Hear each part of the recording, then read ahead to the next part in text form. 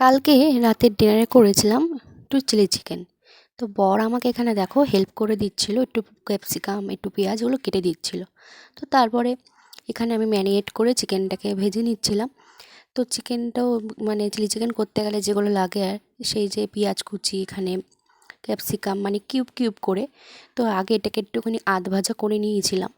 তো তারপরে যে ভেজে রাখা চিকেনটা সেটা দেব। তার আগে এখন একটা বাটির মধ্যে সস মিশিয়ে নিচ্ছি, সোয়া সস, টমেটো সস আর চিলি সস, আর একটু সামান্য চিনির দানা ব্যালেন্সটার জন্য। তো এইভাবে মিশিয়ে নিয়েছিলাম সব কিছু, মানে সেম সেমভাবে পরিমাণ মতো। তো তারপর দেখো এটাকে সসটাকে দিয়ে একটু কষিয়ে নিচ্ছিলাম, আর ভেজে রাখা এই চিকেনগুলো এখন আমি দিয়ে দিলাম।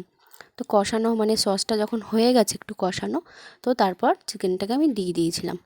আর ঝালটা যার যার পরিমাণ মতো, একটু কাঁচা লঙ্কাও কুচিয়ে দিয়েছিলাম, আর এখানে একটুখানি লঙ্কার গুঁড়োও দিয়েছিলাম।